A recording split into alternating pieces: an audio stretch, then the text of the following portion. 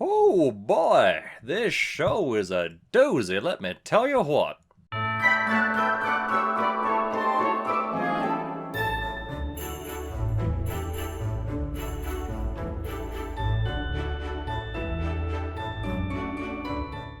And before you ask, no, this whole collection is not an anime per se, but there are some shorts that would definitely qualify. So it counts. Heads up, this might get a bit dicey, so be ready. So, this show/collection. It is one of the most varied animation collections that is, if not on par with, maybe just under the Animatrix. Y'all already know about the Animatrix anyway. It's still good, mind you should definitely watch it.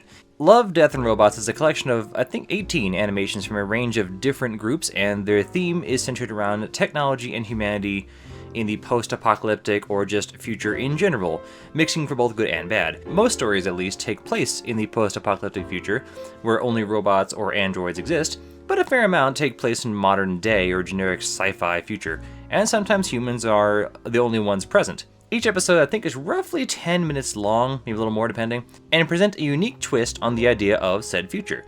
One episode is a trio of robots exploring an ancient human city, or ancient in that time, like tourists, and trying to figure out how humans lived or the purpose of our tools and things like malls. They even try to figure out how a basketball works, or how a cat works.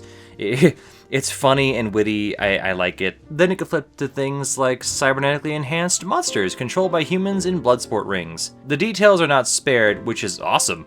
Yeah, like I said, it gets dicey. Some of these clips, I'll try to avoid some of the clips that are a little bit too much, but let me tell you, there is no fists, no punches pulled in this one. You're getting all details. Not all the shorts are too graphic, mind, but they certainly aren't gentle, either philosophically, metaphorically, or literally. In fact, the moment from this show that really gut punched me was actually episode 1. I'll talk about that first this time, since it's kind of one of the best starts to a show I've ever seen. Because you think the show would start a little easier with the idea of, okay, here's a collection of what this is themed after. No. There's an underground bloodsport ring that instead of using only humans or dogs, like we usually do, it uses monsters of various sizes to fight for you. Or rather, you pilot them like Pacific Rim style with the helmet and like, you're not in a Gundam, but you're using your brain. It isn't quite clear if the pilot takes mental damage or not, but it's definitely seen that the monsters get hurt or killed for extra frissons of danger. The main character barely wins the first fight, and the assistant, I guess the assistant of the main person, comes out and flirts with the pilot, only to then kill the pilot because, of course, it's an inside job. And then you find out that the pilot that we saw in the beginning was actually a robot controlled by the actual monster in the fight that we thought was being controlled. This show adds so many twists, it is amazing, and I love it. I would compare this to the Animatrix in its composition.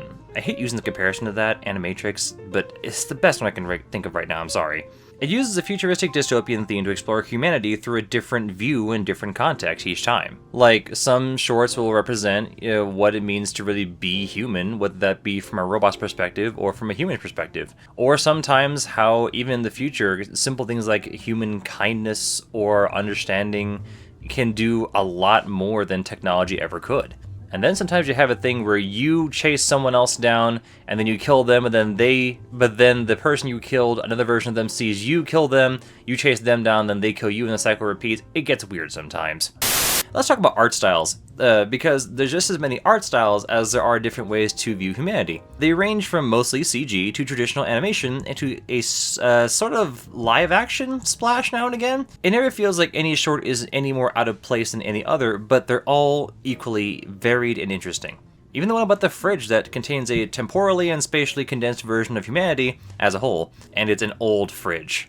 The CG is so good though, like it's detailed and flows so well both in camera movements and its characters. I'd wager a couple shorts were made by the same team. I mean, several teams probably made several shorts. I didn't look into that too much, I'm sorry.